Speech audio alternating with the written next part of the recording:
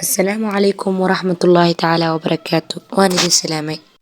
أقيرت سدودنتين وحرجينا دمانتين عافمات قبطان الحمد لله سنة نقبو عافمات قبو halkaad igala socotaan waa channelka Cabdo fadlan dhageysto waad adigu cusubta isku day channelkan ay subscribe gareyso gambaleelkan on ka dhigato si uu kuu soo gaaro muuqaal kasta oo aan soo share garay biidrillah haddii aad ila joogtay waad ku mahadsantahay la joogistaada qiimeyntaada quruxda badan waana kaaga mahadcelinayaa ilaahayna ajri xasanada ka siiyo والدتنا انت بوقت الله عافية انت عافماتك قبتنا عافماتك الله وزايدي انت دمت إلهي ونحرست وقبريض الله واسعي أولاد بار الله ينوغ ديكو كان أولاد هي سنة إلهي أولاد الصالحة صيو قبل أنقر سنين إلهي قور حلال هاسيو ويلك أنقر سنة سنسيدو كلا تقور وكوار أو كدقو إلهي هاسيو إن شاء الله وحرجينا إن دمانتي نبو عافمات قبتان جنالكينا sara u qaada insha Allah like-tan iga dhisa waa intaas oo idil waad ku mahadsantihiin waxaan rabaa maanta inaan idin la wadaago run ahaantii qiso wadata qiimaheeda soo dhawaada qisooyinkeena haddii aad ka bogotay channelka like-tiisa aan ka arko insha Allah haddii aad aad walaalaha kale u share gareyn kartana waad ku mahadsantahay ajri xasanad Allah ka siiyo waayo meesha wax wanaag ayaan ku soo gudbiyaa xumaan kuma soo gudbiyo haddii aad khayli wax maqashaan ka raali ahaada caruur ayaa guriga joogto soo dhawaada waa ku mahadsantihiin soo dhawaada qisadan run ahaantii waxay ku dhacday gabar waxa ay leedahay anigoo da'da 30 jiro ayaa waxaa geeriyooday ninkeyga run ahaantii waxaan ahayn qoys aad iskugu faraxsan waan isjecleen ayay tiraahday qoyskeyga aad ayaan ugu faraxsanaa ninkeyga ayaa geeriyooday oo tii rabbi ayaa u imaatay wuxuu iiga tagay 3 caruur ah wallahi waxay tiraahday nolosha aad ay iigu adkaatay cariiri badan ayaan dareemay run ahaantii familkeyga xataa waxay igu dhaheen guurso waxaad guursataa nin waxa ay soo doonay rag badan waayo waxaan ahaa gabar markaas qof weyn maan ahayn gabar aad u qurux badan ayaan ahaa waxa ay soo doonay ayay tiraahday niman reera aan lahayn sida single ah kaligooda ah kuwa naaga soo furay iyo kuwa naagahooda ay ka dhinteenba iyo wili kuwa wiilal ah oo aan wili aan guursano ilaa aniga caruurtaada waan aniga ayaa ku qaabilayo run ahaantii waan nabar adeega ayay tiraahday gabadhan waayo ma jecleen inaan ka mashquulo agoontan oo anaga mashquulo nin kale iyo haddii kow inaan dhalmo kale aan bilaabo run ahaantii waan nabar adeegay familkeyga hataa ay familka wiilka dhankiisa hataa dumaal ahaan waan diiday oo waxaan dhahay ilmaheyga ayaan korsanayaa haddii aad i caawin kartaan ilmaheyga igu caawiya si aan u korsado run ahaantii alxamdulillah nolosheyda aad ay iskaga fiicneed waxaan soo harjado oo soo rafaada ayay tiraahday ilmaheygii waa ii koreen fadlan alxamdu waa ii weynaadeen wiilkeyga aan ugu weynaa waxbarashada waa uu dhameeyay ilaa heer jaamacadeed waa uu guursaday wuxuuna degay dalka dibadiisa wiilkeyga sidoo kale kii labaad asna waa uu guursaday oo waxbarashadii wixii dhan waa uu dhameeyay waa uu guursaday markii uu guursaday magaalada ayuu gees ka degay waxa isku soo harnay aniga iyo gabadhaydii oo jirta 21 run ahaantii muddo dheer kadib da'deeda 30 sano waxaa ka soo wareegatay 22 sano 21 sano camal ilaa 22 sano ayaa ka soo wareegatay ayay tiraahday gabadhaydii nin ayaa iga soo doonay iyadana nin aad u fiican oo run ahaantii aad u qiimo badan ayaa iga soo doonay gabadheena waa gabar guur u joogto waxbarashadii maadaama ay dhameysay waxaan jeclaystay inaan guuriyo gabadheedii waan guuriyay wiilasheedii way guursadeen nolosha ilaahay baa ii qurxiyay ayay tiraahday alxamdulillah hadafkii aan ka lahaa waan ka gaaray laakiin waxay tiraahday waxaan ku xidlooday guriga waayo gabadheedii markaas ayaa la guursaday wiilasheedii mid magaalka wuxuu ka degay magaalada geeskeeda ayuu degay midka kale waxa uu degay magaalada dalka dibadiisa ayuu degay waa nin wax bartay ilaa heer jaamacad shaqeynayo gabadheedii sidoo kale waa ay degtay waa gabar markaas la guursaday waxay tiraahday labaday kale oo waa ceeb anigana ma jeclaysan inaan la dego maadaama qof waayil aanan ahayn waxaan iska jeclaystay in aan markaas keligay iska ahaado waxa da'deeda markaas waxay tiraahday waa 52 jir adiga ilaa 53 ayay u dhaxaysaa waxay tiraahday waxa isoo doontay nin aan isku dadanahay ilaa 4 sano camal iga weyn waxay tiraahday waxa markaas isoo doonay nin da ahaan adiga 60 ka galid laakiin ilaa iyo aniga markaas da'deedu waa 53 jir laakiin asaga 4 sano camal iyo 58 meelahaas ayuu u dhaxeeyay run ahaantii waa nin aqayaar ah, waa nin aad u fiican, nin hanti haysto. Anigana guriga ayaan ku cidlooda ayay tiraahday, aad ayaan cidlo u dareemay.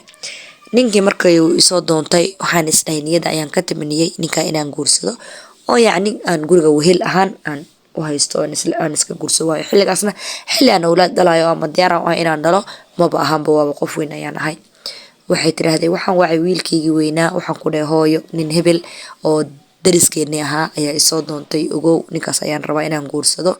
waayo inaan kuu sheego waa waajib. wiilkaygii waxay tiraahday waa igu xanaaqay,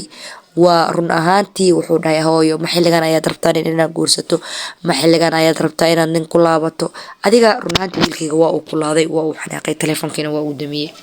aniga waxaan isdhahay ninkii waxaan ku dhahay aniga caruurteyda ma ogolo inaan ku guursadana hada diyaar umiye ee walaalow na kala leexi camal. waxay tiraahday gabar saaxiibtay oo dariska aan yacni ahayd oo weligayba aan yacni daris ahayn oo saaxiibayn ayaa waxay tiraahday heblaayo maad iska guursatid ninkan waa nin aqayaar ah, ilmihiisana waa u weynaadeen, ilmo yaryar uma joogaan, asna waa keligiis adna waa keligaa, yacni ma isu heshatiin camal. waxay tiraahday aniga caruurteyda raalli kama ahan mana rabo, yacni waxay caruurteyda ku qanacsaneen inaan sameeyo. waxay tiraahday waxaan iska bilaaba ayay tiraahday xawqalada oo waxaan aqrin jiray xawqalada laa xawla walaa quwwata illaa billah, laa xawla walaa quwwata illaa billah ayaan aqrin jiray. salliga ibraahimiyadana waa aqrin jiray. markaan aqriyo waxaan dhihi jiray ilaahayow sida khayrka uu ku jiro ilaahayow iwaafaji, hadduu ninkan khayr ii yahay iwaafaji, hadduu shar ii yahayna iga leexi waayo keligii ayaan ahay, ilmahaygii waa koreen, cidlo ayaan dareemayaa. waxaa dhacday muddo wiig markii aan aqrinayay in wiilkaygii uu dalka yacni dibadiisa uu kasoo duulo uu ii imaado, weliba jilbahayga uu ku kor ooyo uu dhahooyo raalli ahow maadaama aad nagu soo daashay, maadaama aad nagu soo rafaaday, waan garan waayay yacni wanaaggii aad noo soo samaysay, keligaa ayaad noo soo halgantay. markii aad istiraahday inaad nasato yacni nolosha aad yacni aad si fiican aad u noolaato aad tamanisana annaga ayaa kuu diidnay ee raalli ahow hooyo, ninkaasna shilin lagama rabo, aniga ayaa kuu guurinayo maadaama cidlo aad dareemayso wehel ka dhigo. waxay tiraahday wiilkaygii wuu baxay, ninkii ayuu u wacay, wuxuu ku dhahay adeer hooyaday ma rabtaa oo ma jeceshahay inaad guursato. wuxuu dhahay adeer aniga waan rabaa, nin weyn ayaan ahay, ma ihi nin caruur oo maanta yacni wax inuu hadlaya rabo, caruurteedana waa ii kortay, anigana cidlaan ayaan ahay, hooyadana waa cidlo, waxaan isdhahay aad isguursatiin yacni si aad isku wehelisiin camal. adeerkii wiilkii ayaa guurkii gabadhii hooyadii guri ayaa loo hagaajiyey, way guursatay. waxay tiraahday